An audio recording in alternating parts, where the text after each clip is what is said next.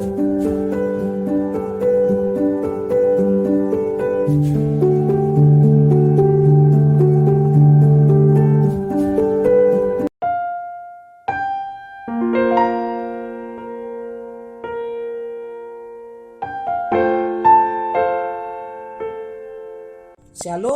selamat pagi Bapak Ibu Saudara yang dikasihi Tuhan Yesus Kristus. Pagi ini, Jumat 25 November 2022, saya Pendeta John Patar Situmeang bersama Saudari Santi dan Saudara Okta, pemuda GKU Depok 1, mengajak kita semua untuk mengikuti renungan harian yang dikeluarkan oleh Sinode Gereja Kristen Okumene di Indonesia dengan berpedoman pada pola pembacaan Alkitab 4M, yaitu menerima, merenungkan, melakukan, dan membagikan. Mari kita bersatu di dalam doa. Bapa, Tuhan Yesus Kristus dan Roh Kudus, Allah Tritunggal, kekal terpujilah namamu ya Tuhan. Engkau sungguh hebat, Engkau sungguh luar biasa. Kami mengalami penyertaan Tuhan itu karena sepanjang malam kami boleh tidur dengan nyenyak, bahkan oleh karena kasih-Mu, kemurahan-Mu, kami pada pagi ini dapat bangun dengan kekuatan yang baru, dengan napas kehidupan, menghirup udara yang segar. Terima kasih Bapa, terima kasih ya Allah kami, sungguh Engkau teramat baik. Bahkan di pagi ini, kami bersama-sama memberikan diri untuk bersaat teduh, membaca dan merenungkan firman-Mu. Untuk memahami itu, kami perlu kuasa Roh Kudus yang menaungi hati dan pikiran kami, agar kami tidak hanya memahami, tapi menjadi pelaku firman-Mu. Demi Kristus Yesus Juru Selamat kami berdoa. Amin. Bapak Ibu Saudara, saya mengajak kita semua untuk membuka kitab Yeremia 23 ayat 5 dengan tema, Sudahkah kau gembalakan orang lain? Ayat 5, sesungguhnya waktunya akan datang. Demikianlah firman Tuhan, bahwa aku akan menumbuhkan tunas adil bagi Daud. Ia akan memerintah sebagai raja yang bijaksana dan akan melakukan keadilan dan kebenaran di negeri. Dari bacaan tadi, mari kita bersama menggali kebenaran firman Tuhan dengan menggunakan pertanyaan-pertanyaan berikut ini.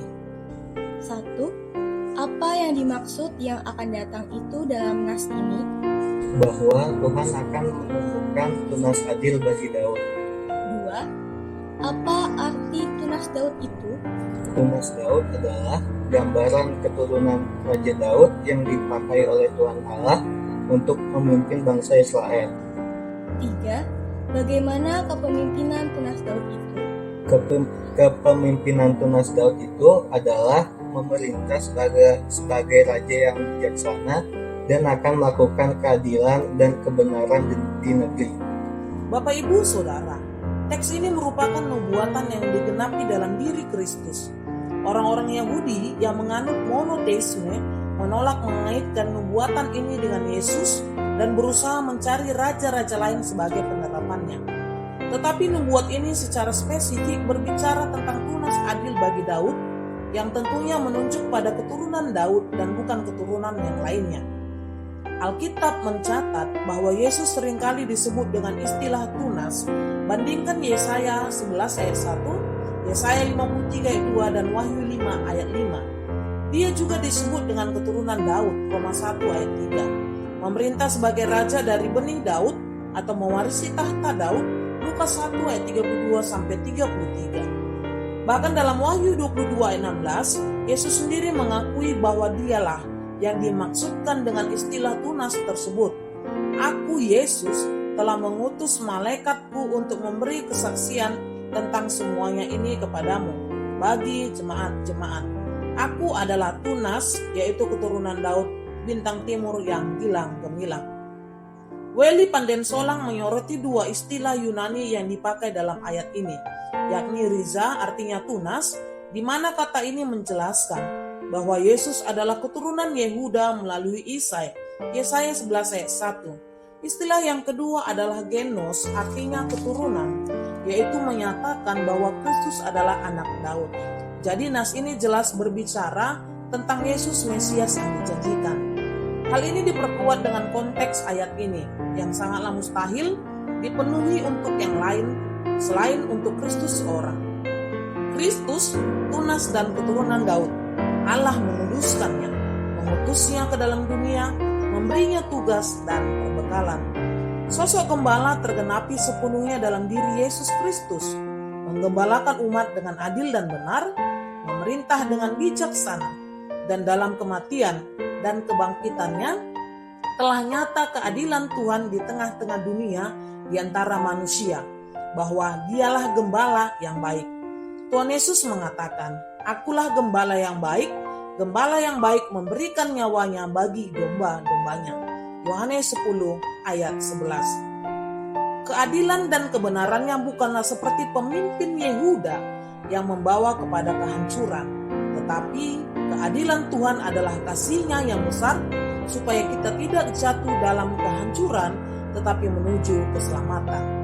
Kita tidak menuju kehancuran atau kebinasaan, melainkan diselamatkan karena kasih-Nya. Sebagai pribadi yang diselamatkan, apakah kita akan hidup sebagai gembala-gembala yang memikirkan kepentingannya sendiri, atau kita meneladani Tuhan yang penuh kasih? Sudah pasti kita serempak menjawab, meneladani Tuhan yang penuh kasih. Hal ini tidak hanya ditujukan atau dilakukan oleh para pemimpin rohani saja, tetapi bagi semua orang percaya, baik dalam lingkup keluarga, pekerjaan, pelayanan, dan pergaulan. Bila mana kita menjumpai saudara-saudara kita yang membutuhkan bimbingan, pimpinan, pendampingan, penguatan, penghiburan, perhatian, dan pertolongan kita, jangan buang waktu sia-sia.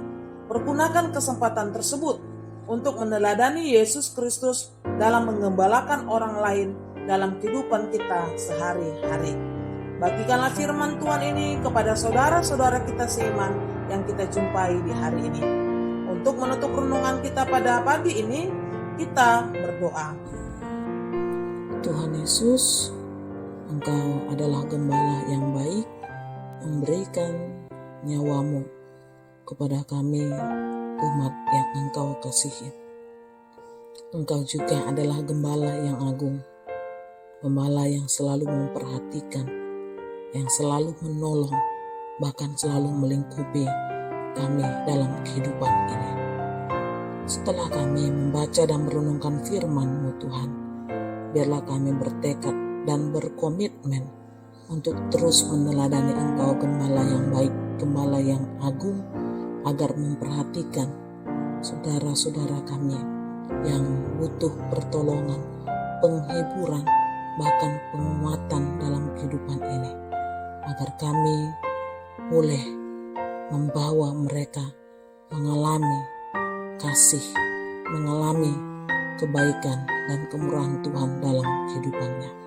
Mampukan kami Tuhan, dan biarlah yang kami lakukan ini hanya nama Tuhan saja ditinggikan dan dipermuliakan. Sertai dan berkati kami dalam segala aktivitas kami sepanjang hari ini. Demi Kristus Yesus Tuhan dan Juru Selamat kami hidup, kami berdoa. Amin. Terima kasih Bapak Ibu Saudara yang sudah mengikuti renungan harian di pagi ini. Selamat beraktivitas, Tuhan Yesus memberkati.